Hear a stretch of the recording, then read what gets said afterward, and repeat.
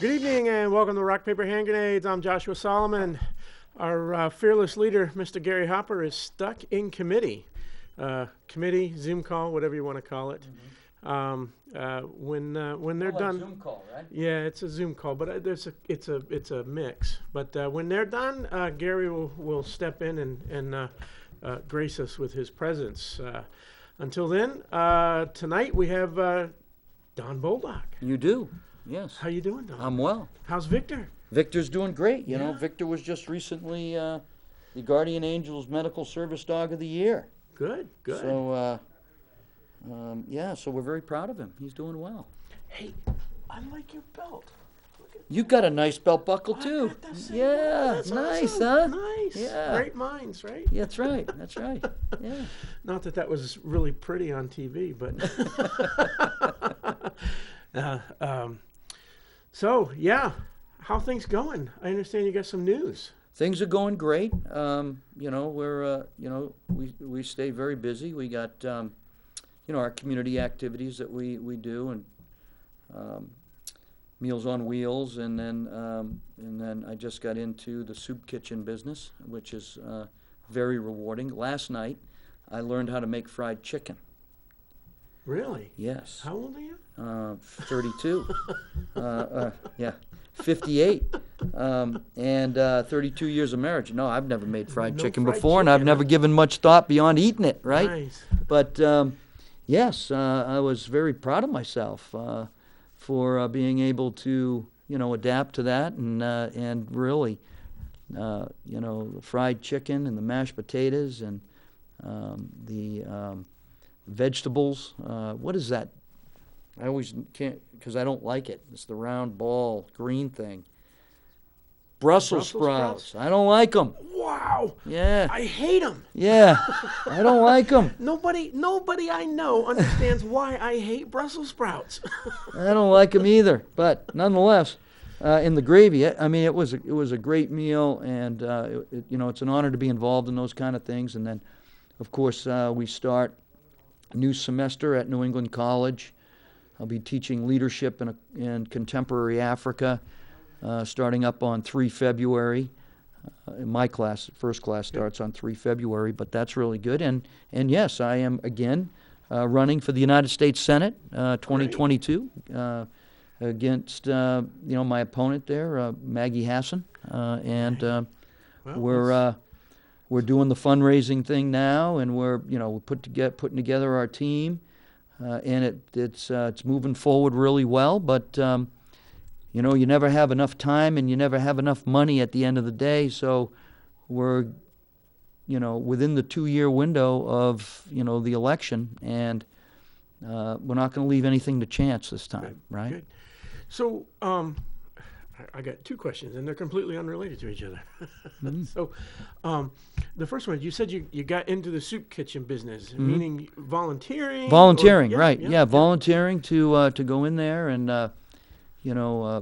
help prepare the food, cook the food, and I'm not doing it because I'm running for office. I'm doing it because I've been doing it all along, but my wife and I.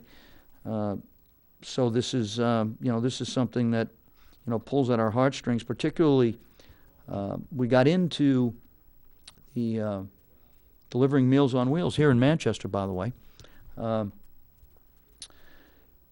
almost a year ago now, when the COVID stuff started hitting, and people were concerned about their health, and so they needed drivers.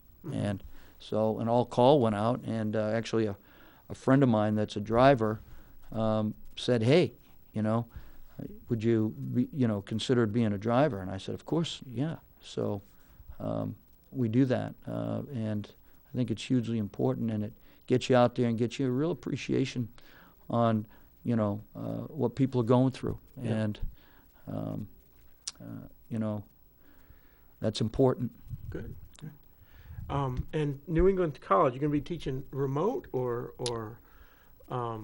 actually in a classroom? No, it's in the classroom. Yeah.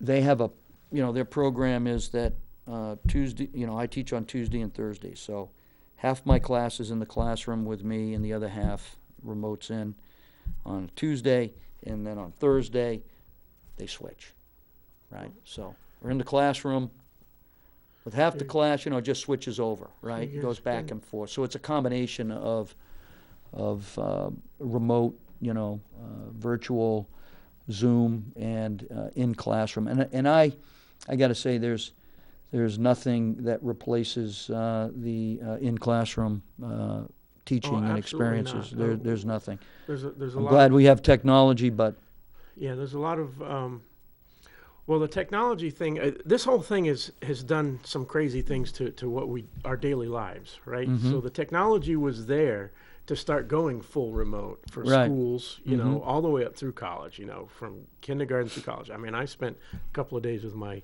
first grade grandson, having to keep him on the computer, and Zoom calls and whatnot. And it's really great. But at the same time, the kids aren't getting that interaction they need, No, they're not. especially the younger ones, right? The older ones can adjust, but the younger ones, first, second, third grade, they are falling behind. Well, you've seen it. I mean, I have 3 grandchildren, and the youngest goes to a private preschool, so she goes every day, right? And we see development in her every single day. Well, she's 3 years old, but she's getting that interaction that she needs in the classroom at the private. My 7-year-old grandson and my 6-year-old granddaughter now. Different story, right? And they are definitely and have fallen behind. And we, at home do our best to, augment that, but it's not the same. And we're going to pay a price for that. Right. There is a second and third order negative effect to this. I'm having exactly the same experience with, I got 6 grandchildren, right? The ones that are in the private schools that are still going full time are doing much better through this than the ones going to public school that are either hybrid or full remote. Right. Yeah, we're seeing I'm exactly the same thing. I'm a proponent of public schools. I think they're hugely important, but the teachers union is doing a disservice, and we're ignoring the studies and that say we can open our schools and they can go back to school. Why are we ignoring that?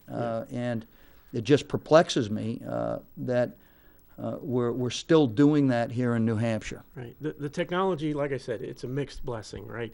It's great that it's there when it's really severe, but then it becomes a crutch, right? Let's be honest, teachers. We know that you like staying at home and not having to get up and shovel the driveway and go to work at 6 a.m. Right? I mean, that's at least part of the motivation, right? There is this idea that the technology is a crutch now. Yeah, we can just keep it open or keep it shut down for as long as we want because we can do it this way. And well, I can tell you, but it takes away from the kids who need that's right. the interaction. They need. You went to school in a different age just like me. They need the teachers as another adult role model besides your own parents, right? You need to be able to go out into the world and have other role models and be answerable to those role models, right? They need their friends. Yep. They need all that, activity and interaction that they're being deprived of now. And they're being turned into robots in many, many ways, through this, technology piece that we have, and it's not good. And we have to move forward now. We got to move forward, particularly for our children's good. Hey, listen, the education system isn't everything it's cracked up to be in the first place. And now it's taken a hit, right? I mean, we know that we need better education in our classrooms. We got to get rid of that COVID, Common Core, even right? before the most recent election cycle, education has always been one of the top 3 items on at every level, right? So, and it should be. But it's changing. You are moving into liberal academia, and hopefully you're going to make some big waves in there too. Yeah, well, I mean, I think that I already have, and I've been teaching now for 2 years, and they're expanding my my professorship, to the graduate level as well as the undergrad level, and we're looking at putting together a leadership academy. Leadership is not taught the way it should be taught. Kids aren't learning leadership lessons that they should learn earlier in life to apply them later. That's true. That's something that you don't see in a regular university or college or even in private colleges. I went to Maine Maritime Academy. I was in a regiment, right? I had to get up in the morning and put a uniform on. Yeah. And we actually had classes that had leadership in the name of in the title of the class, right? I mean, and so my 4 years in college, I think prepared me better for the world than another college that, we used to make fun of neighboring colleges where we go, we couldn't party as much as they could because we had rules to live by, even though we weren't in class. Whereas we go to another college, visit friends and whatnot, and their rooms were a mess. They dressed horrible to go to class, and they would have 2 or 3 hours worth of class in a day, and then that was it. They were left to their own devices, and there was no leadership. Whereas we spent the remainder of our day dealing with full-time leadership things. It was a wonderful experience. President Perkins and Wayne Lesperance, a lot of credit for allowing me to put together the leadership curriculum that we have there.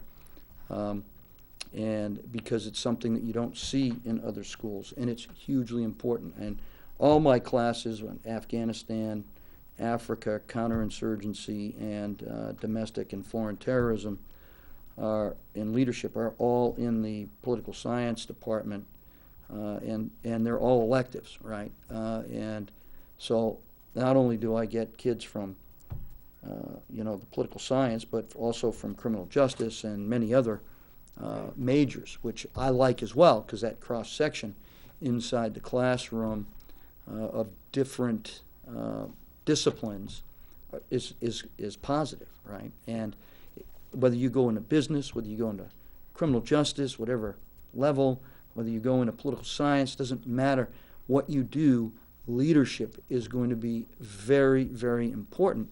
And in today's society, where you don't see personal accountability, you don't see responsibility to the level that you should, that truth isn't being spoken and doesn't have the value that it used to have, and our children aren't getting these lessons anywhere. They're watching other people demonstrating bad lessons, right? I mean, ultimately, that's what they're getting. I mean, look at what's going on in this country at every single level of leadership, particularly on the political side. It is not a good example of how we're supposed to be taking care of each other, and it's really inconsistent with our national values and our, the principles that we established this country on, and all of that gets put in there. I don't think people really truly understand exactly what that means, right? The idea that all of what's taking place is taking away from what we need. You said it there, the leadership that we need, the values that we need. If we don't have them, then everything crumbles. That's exactly right. Right. So I mean, I don't want to pick on any one particular subject, but there are so many. Go ahead. There are so many. One of them is the transgenders being allowed to play in women's sports, right? You've got biological males now being allowed to play in women's sports. Completely right? wrong. And that was one of the first things that Biden did, was rescind an order on that. And so now you have these young women who spent their entire childhood careers, school careers, high school careers, refining their skills in a particular sport, be it basketball or volleyball or whatever it is, track and field. weightlifting, track and field, and and now they're being forced to compete with biological males. Right. You know, and the fact is, we are completely different, right? Our muscle structure is dense, is different. Our bones are denser, right? There is a physical difference between a biological male and a biological female, and to pit them against each other in feats of strength is simply horrible. And so now you're literally going to take scholarships Away from them. away Yeah. from women. It's a war on women, and that's just one of the many things. But like you said, leadership and values, truth versus what feels good, is something that people don't want to hear, right? Right. I'm not going to make a decision just because it feels good. We're going to make a decision based on evidence in front of us, right? That goes back to Well, you know, the truth that makes you cry is a lot better than a lie that makes you smile. Right? I love that. And so we got to get back to that idea that we have to speak the truth. And not be afraid of it, and not be afraid of the backlash from That's right. from someone who has their feelings hurt over Right, it. exactly. And, you know, I agree with everything that you said. If it's not a sanctioned, approved, authorized, co-ed sport, right? I know my sons wrestled with girls, right? In youth wrestling, right? They were allowed to be in the program. It was in a sanctioned co-ed program. So that's much different than Absolutely. that is much and there is a distinction to be drawn there, because women, if they want to participate in male sports, should be allowed to, I believe. But this idea of allowing a transgender person to participate in a exclusive woman sport, girl/woman, is wrong, unfair, and to your point, they trained for this. Their college scholarship was dependent on first place in the States, Right. not second, not third, because a transgender male beat them. Right. And we've actually seen that happen. I can't remember. I just watched specifics, 6 examples on the news we've today. actually seen it happen Yes. in some of the collegiate sports already, right? And so there are lawsuits based on that right now. Yeah. So Well, in the stroke of a pen, they've created that's created a lot of yeah, damage. it's just one of the many. I think I don't remember the specific numbers, but I believe they made a comparison, and Trump on his first day or first week in office signed 7 executive orders, single digits, whatever Yeah. it was. I think we're up over 50 now for Mr. Biden. Yeah, pretty close. Yeah, if not more. And he's just in one stroke of the pen. This one is another one. We may be off on a little tangent here. That's okay, But go the ahead. transgender one was one of them. That's why we're talking about executive orders. But the one was the pipeline. In one signature, he destroyed 11,000 American jobs and 40,000 Canadian jobs. Right. Right. Yeah. And Damaged the relationship between two countries. it not only that, it damaged the relationship between husbands and wives, where husbands are on the pipeline and wives who voted for Biden, Right. who are now wondering how they're going to put food on the table because they've just been betrayed by, Right. they voted for Biden because Orange Man say bad things on Twitter, right? It hurts their feelings. So anyway, Yeah, and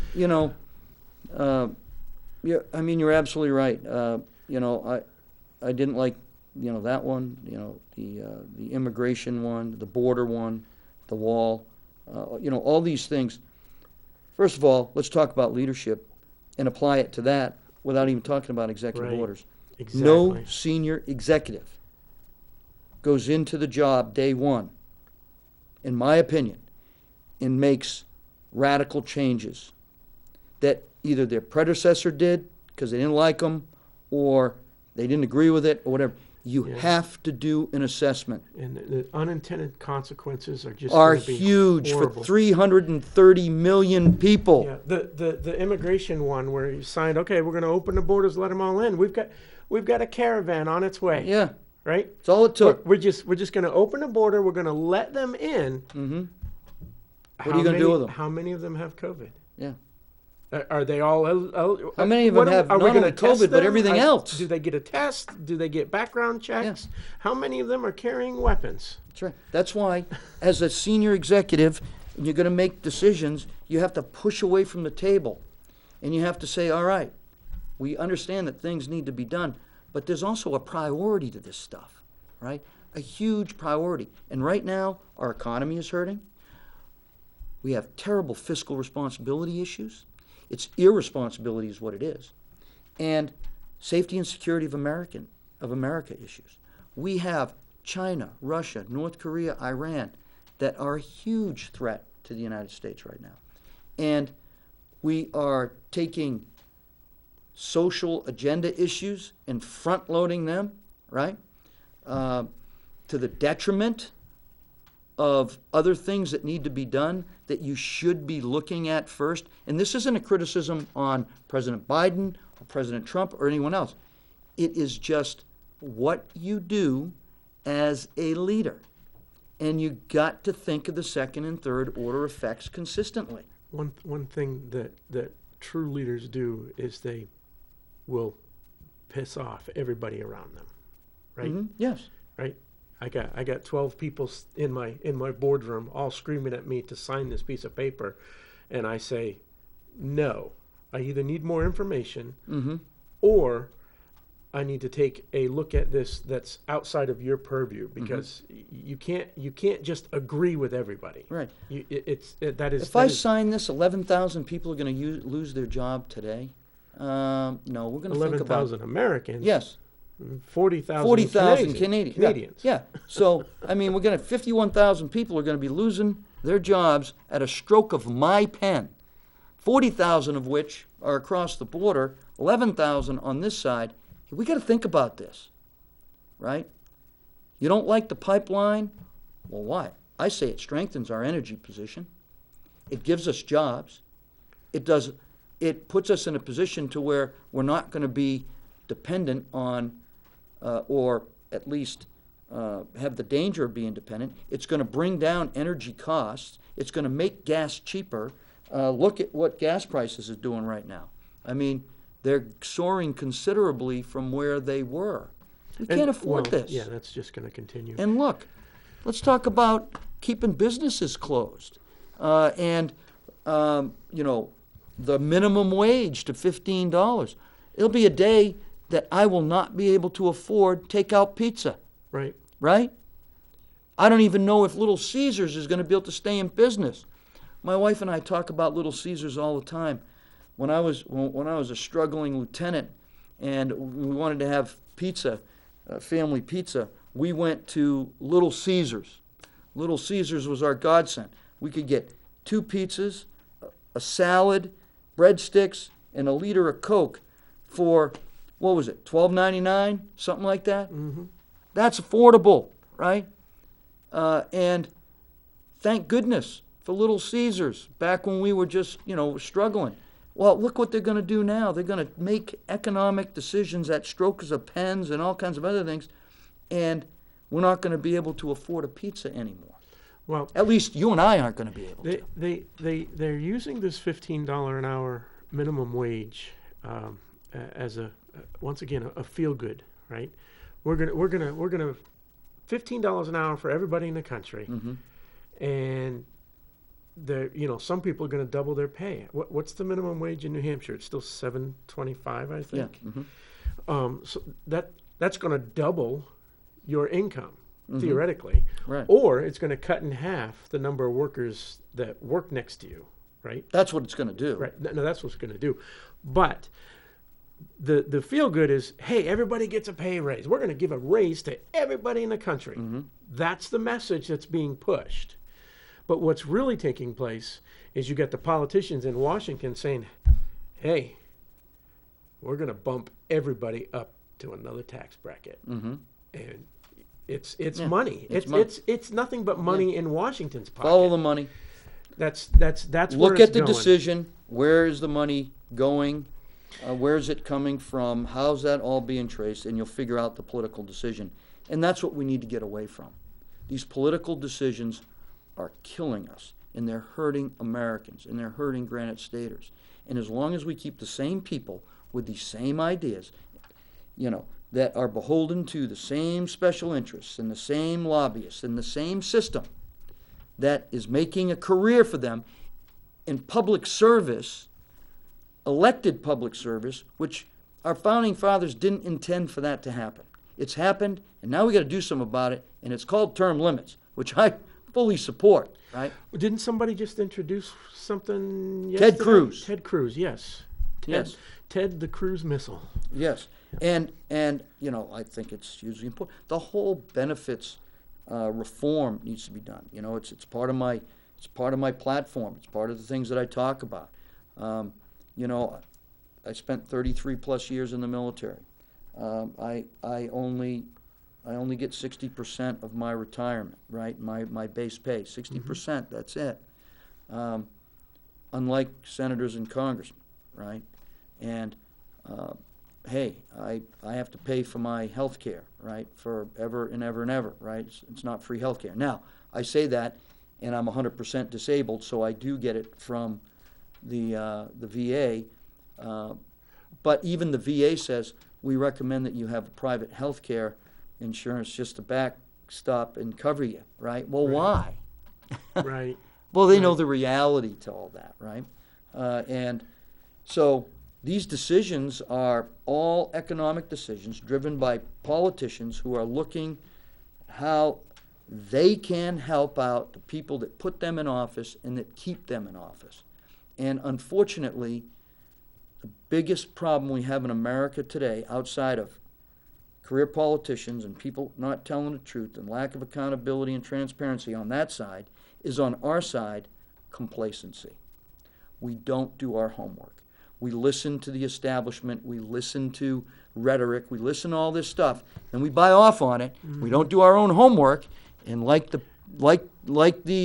wife that you just talked about that voted for Biden, whose husband now doesn't have a job because of that, that's what you end up with. And you end up with it on both sides of the aisle, by the way, not just absolutely, one. absolutely. That type of complacency, not researching what you're doing. I saw it throughout my last campaign. Complacency was the biggest problem. And allowing people to tell you what to do just because they're a Republican or just because they're a Democrat. I got a great story about a woman from Massachusetts who is a huge supporter for mental health. She does great work. She raises a lot of money. She's doing a lot of great stuff for veterans and for everybody. And and I support what they do. And I've been a guest speaker at 2 of their events over the last 2 years.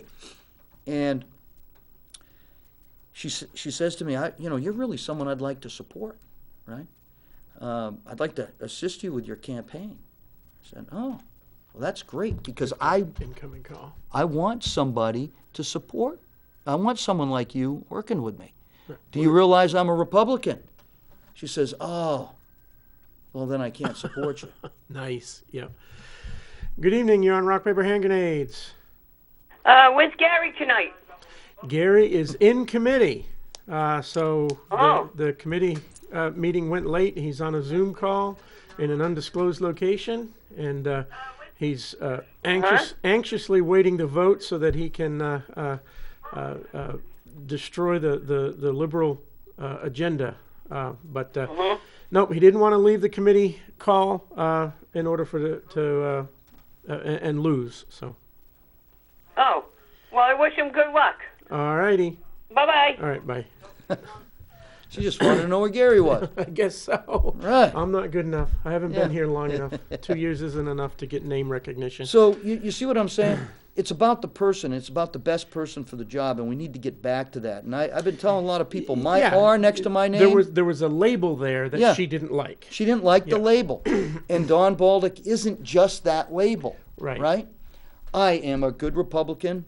I am a conservative. I've been a Republican in this state for over 41 years. since I was 18 years old. I've been a resident of this state 58. Hey, listen, you know, I believe in God. I have a family. I love my community. I love my country. Those are the things that drive me to do the right thing. The R next to my name means right. Do the right thing. That's what it's about. And when you get elected, it's now about 1.3 million people as a U.S. Senator in this state. And then larger than that as a U.S. Senator are 330 million people depending on you. And you have to do the right thing, and you have to be driven by the right things. And it's just become so corrupt, the political process, that they can't, if you're in it and you've been in it, you're stuck. And you just can't do the right thing anymore because you're so tied to the special interests. I think we talked about this in a previous show, is that whole special interest and that whole, the money aspect of what's going on in Washington, D.C. When you're a representative or a senator, your party requires you to sit down in an office and make cold calls to donors, to known donors, and you are required as a member of the party to raise an amount of money. You have a quota. Everybody in Congress has a quota to raise for their party, in addition to whatever they need to do to raise money for their own reelection. That's correct. The party has quotas, and this is both parties, and it pains me to say that it's both parties, but and if you don't make your quota, if you don't do what they tell you to do and go across the street to the party offices and start making cold calls and raising money, then they take committee assignments away from you. Yes, they do. They censure you. They basically take you and push you aside because, oh, he's not playing the game. He's not playing the money game that we need him to play, him or her. But that's part of it. That one right there, that bugs the heck out of me. It bugs me too. When you're elected from your state to go to Washington, D.C., any money that you raise should be about your own election. You can volunteer to help raise for the party as a whole, but your priority should be to your state and to yourself. That's right. Well, you know how you do it? You repeal the 17th Amendment, right? Right. And now the states go back to appointing their senators, right? And so there's no election, and there's no money, and there's none of that because it goes away, right? But no one's going to do that. So we need term limits to put term limits on them so we get fresh blood in there, and then we need to revise the benefits. The Rules Committee. That was exactly where I was going, because once you get term limits, you don't want somebody who, let's say the term limits are 12 years, right? That's 2 terms as a senator, and that's 6 terms as a representative, right? Yes. So let's say you arbitrarily would set it at 12 years. I'm sure that they'll be fighting for something larger than that. No, that's what Ted Cruz is looking at. But after 12 years, is it the same number? So after 12 years, do you get the $200,000 a year paycheck for the rest of your life? No. Right. That's that. You got to revise those. You got to revise the benefits because I'm all about benefits reform, and that benefits reform has to be done, and I think it has to be done now. Nobody should be able to vote for their own raise, right? I would love to work for a business. Exactly. I'd love to work. I'd go in tomorrow to New England College and give myself a $10,000 raise. That's insane. That's a quote that I think either Adams or Jefferson said, something about being able to vote your own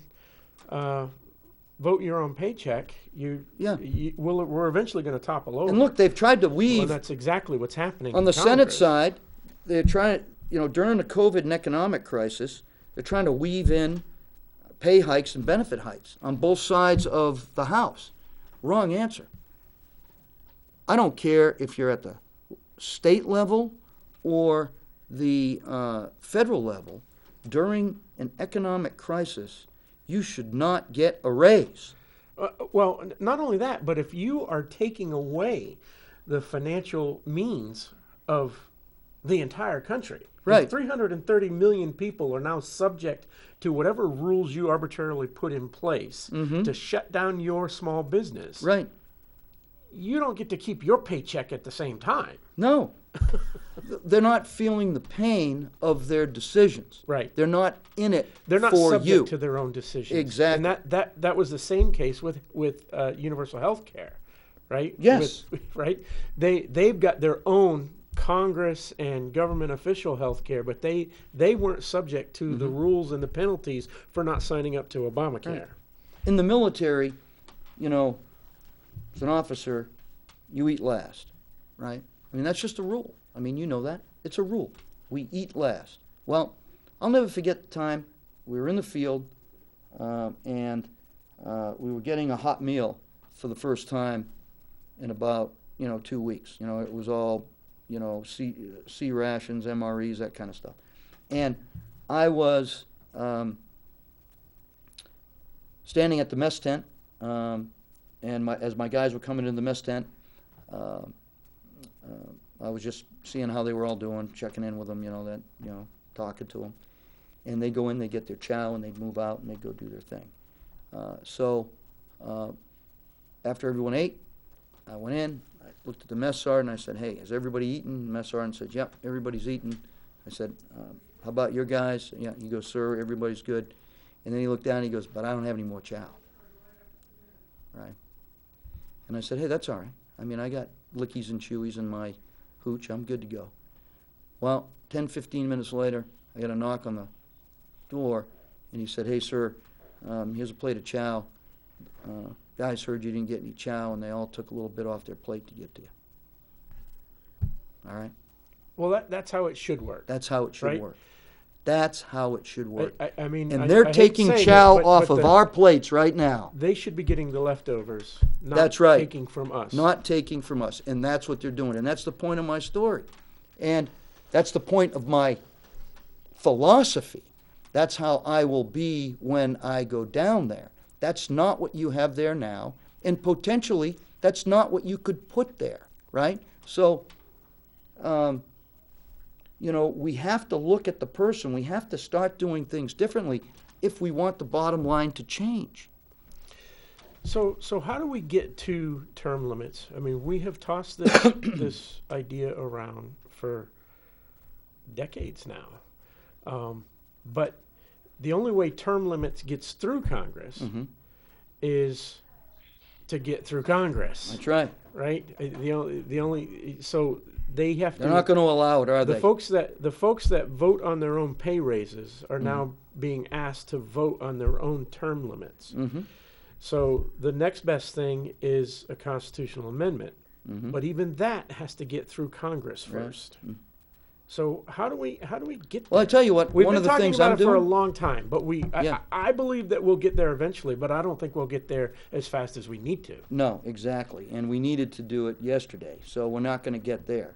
But, hey, on Friday, I am going to be speaking on behalf of the Convention of States. The Convention of States is Article 5 of the Constitution. Our founding fathers knew that there would become a time and a place or something that needed to be done that the federal government, meaning our, U.S. Congress, wouldn't want to do. But over time, it would become a necessity, okay? One of them is balanced budget, second one is term limits, and the third one is putting limits on the size and scope of the government. It's grown too big, those three things. There's Convention of States. 17 states now have said yes. They voted yes inside their legislatures. You need 34. On Friday, we'll be briefing the committee that's responsible for this, responsible for voting yes to get it on the House floor so the House can vote on it, and then going to the Senate so the Senate can approve it, right?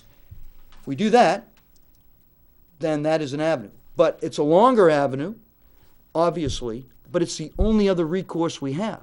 And a convention of states has never been done in the history of this country.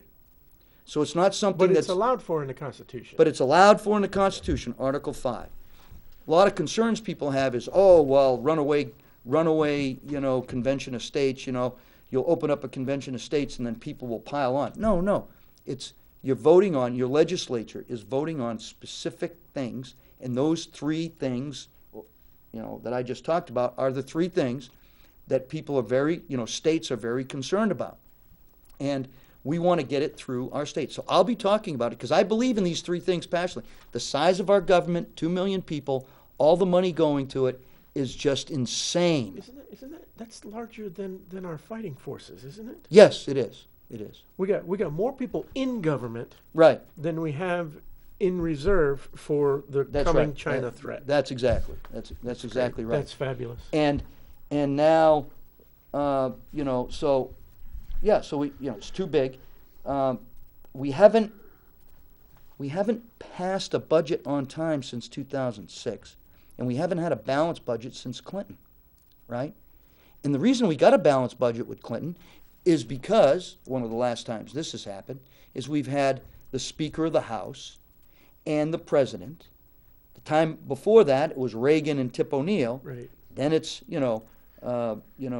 Clinton and, help me out, Newt Gingrich. Newt. And it hasn't happened since.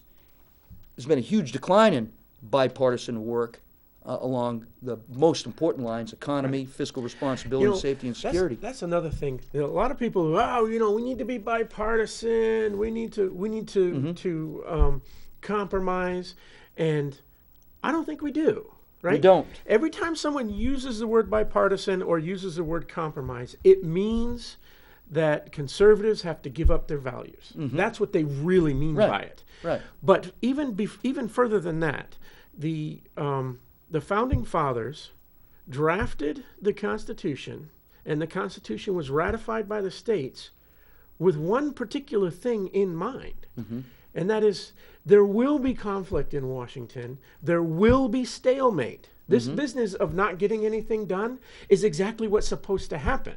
Government is supposed to be hindered from moving forward on bad ideas. Right? Having two parties that conflict with each other is supposed to happen. They're not supposed to just give in to the other side. Right? We are supposed to have conflict, and government is not supposed to be churning out law after law after law after law, right? Yeah, exactly. How big is this book that we're building, right? Right. Even locally here in New Hampshire, it's out of control. Everybody who gets elected into office feels some sort of obligation or sense of pride. Well, I have to sponsor a new bill and put my name on it and get it passed. Well, that's just one more regulation that we've gone 6,000 years of human history, well, even more than that, I'm saying, biblical history, without having that law on the books, right? Civilization got along just fine without that law, but everyone feels this need to go out there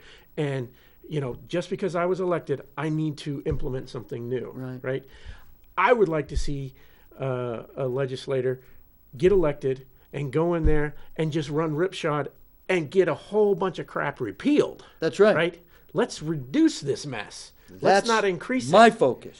So I'm not going to have time to write bills because I'm going to be spending my time trying to undo the unnecessary things that get in our way. You made a good point about bipartisanship and about, values and principles and about abandoning those. And you're absolutely right. But we've got to the point today where we used to be able to agree on the economy. We used to be able to agree on fiscal responsibility. We used to be able to agree on the safety and security of Americans and what's good for America, right? We used to be able to agree on that, right? We can't agree on that now. And that's what's really bad. Because you're right. We don't want the government not to have this natural conflict that it's supposed to have so that it doesn't churn things out. But what we've done is, because we don't agree with each other, government's gotten bigger. Fiscal responsibility has gotten worse. We're now giving out more money than we're taking in for the first time in our country. And we have an economic crisis and we can't agree. Hell, we're going to sign executive orders where people lose 51,000 jobs, right?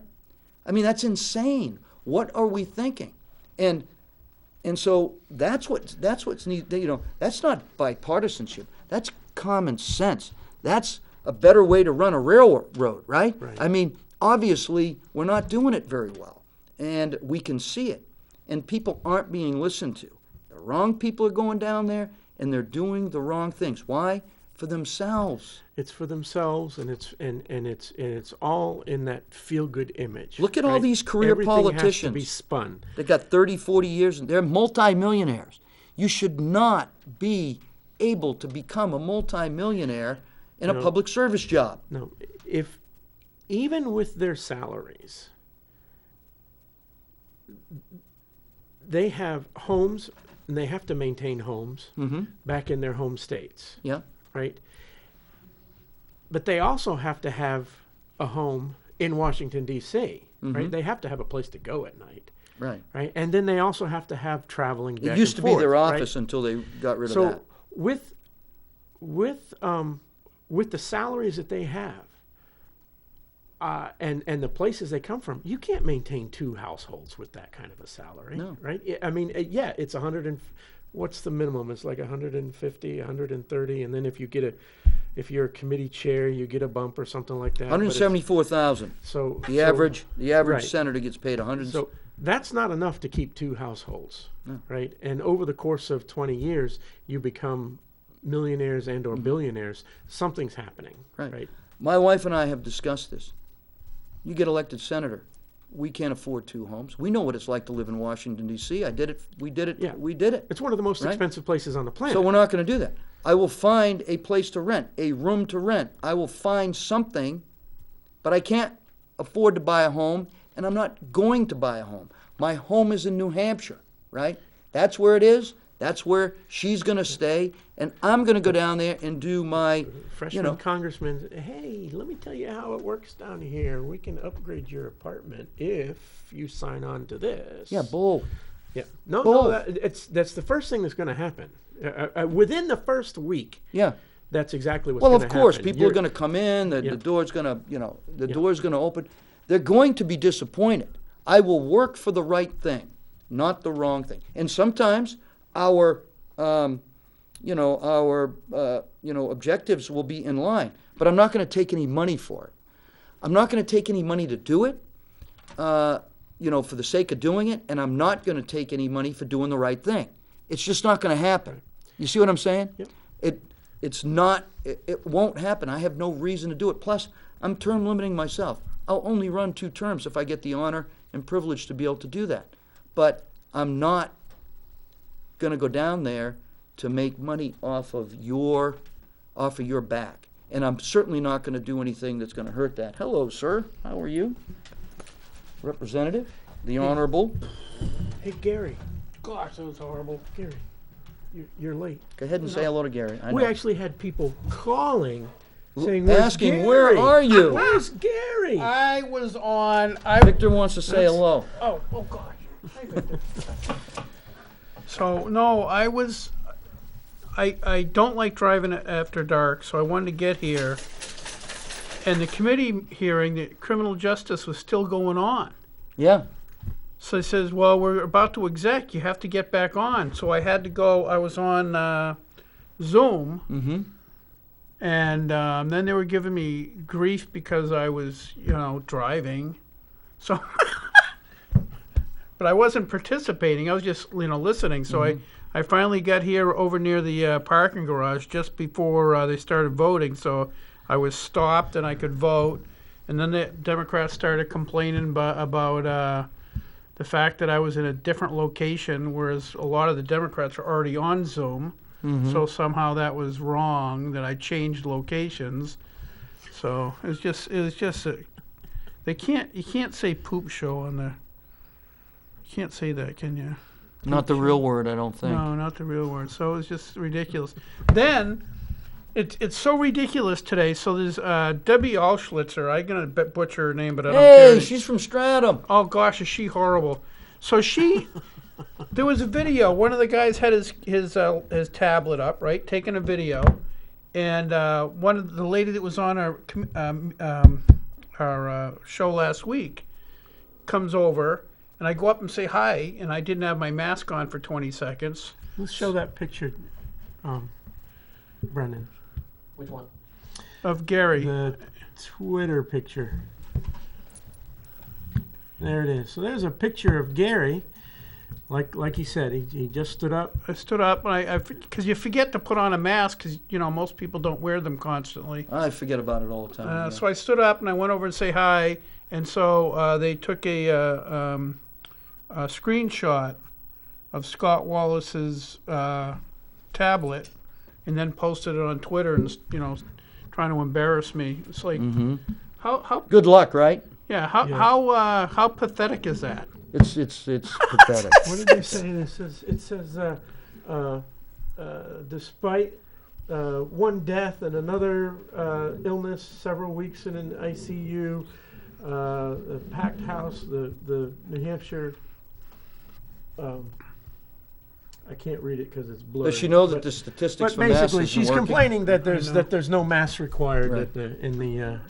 Which was not true. We were told to wear a mask and eat, because we're everybody was like about 6 feet apart, and so the rule was once you're sitting, you don't have to wear your mask. And so she came over, and I wanted to say hi because she was on the show last week. And How does that work? COVID will kill you if I'm standing, but if I sit down and It I'm won't. a foot Right, shorter, no, it yeah. won't kill you. It won't. right, no, it does. It's like COVID is totally okay with you It sitting. knows the difference As between soon as standing you and stand sitting. up, Right, it's yeah. very, very Got it. aggressive. Right, Got it. right. It's extremely aggressive. Extremely aggressive. Just like it's more aggressive at night than it is during the day. Absolutely. Or like, yeah. okay, so if you're having a BLM riot, I'm sorry, peaceful protest, Right. it is not aggressive, That's right. right? But if you're having Stays a away. Trump rally at the State House, that's It's everywhere. It's everywhere. It's brutal. That should call your So they tried super to chain spreader you. event, So the Twitter post makes it look like Gary's walking around with no mask, which was not true. It was about 15 seconds. Yeah, Right. leadership was very clear that And that's anytime the we get up and walk around, disingenuousness, the lack of truth telling that we Yeah. were talking about earlier, Yeah. that is the problem. Opportunists like that. She comes from Stratham. Pat Abrami is my representative. Okay. Right. She is also from Stratham. right? So, she's been elected, so she's also my representative. Yeah. But, Pat Abrami is, the guy I supported, the guy I knocked doors with, the guy I, Yeah. saw at the polls and, the whole 9 yards. But she comes from Stratham, and I'm from Stratham, everybody. So I know her very well, and I know those. Little Debbie. Right. And I guarantee you that Pat Abrami would not have done that to a Democrat. Right. He's got more honor. Right. Right? And he doesn't play that way. No. But they turn around and do it to you. Right. And it's just it's And I'm just the what's wrong. Thing is, Don, is I don't think you understand is I'm a very sensitive guy. I know you're very I sensitive. think so. And that bothers You're you. lying again. I see every once in a while a tear comes Oh, out of your yeah, eye. that's it true, goes down that's your true, cheek. yeah, yeah. And so I know you're sensitive. Right. Yeah. So, Don, we only got a couple minutes left. I know. And we didn't talk about this, and it may not have been on anyone's agenda, but you are a combat veteran, general of the armed forces. You've led men into battle. I want to know what you think about what happened within 72 hours of Biden taking office. China sent 8 bombers and 4 fighters into the Taiwan Air Defense Identification Zone. And the same day, I think it's the Stennis, the aircraft carrier Stennis, moved into the South China Sea. What do you think of this situation? I think I've said it before on this show, is that with someone who is as complicit as Biden in the White House, that I think China's going to take advantage of the situation in regards to Hong Kong and Taiwan. What do you think about what's happening? Taiwan's been a huge ally of the United States in that area of the world. We've done a lot of training with them. We've done a lot of they are critical. China has been for quite some time now trying to intimidate them, trying to influence, trying to get them to turn and support everything that China's doing, and they're using everything they can. They're using their military to intimidate. They're using economics to intimidate. They're using all kinds of things. And we need to stand up for Taiwan. Taiwan is an ally that we need to stand up for. And a strong message should have been sent to China about violating the airspace of one of our very, very important allies. But that wasn't done. No. How is How is the Biden administration going to send any strong message to China when China has complete access to everything that was on Biden's son's laptop and never has mind much that. more They have information than access that? to Biden's bank Let me accounts tell you, directly. if I was your United States Senator, I would have been on the news and ready to go to start talking about this and Yeah. putting pressure on the administration to do something. Hey, we got a Democrat administration. What are we going to do? We're going to stand up and do the right thing when they're not doing the right thing. Right. And giving China an inch is a bad wicked idea. bad move, right. It's a wicked bad move. It is bad. China, Iran, North Korea, and Russia. Do not give them an inch. Right. Right? Doesn't mean we have to go to war with them, but we can certainly do a lot of things that make them go, okay, I get that one. Yeah. And violating our allies' airspace is dangerous for us. Not only, I mean, we can't allow that to happen. And we know what they want to do in Taiwan. We know it. Right. And just Hey. like they want to do in many other places. We got to wrap it up. All right, So, we gotta I'm go. sorry. Thanks, Don. Thank you. Wow, it God was bless nice you spending all. some time with you guys. Glad you could show up for your own show.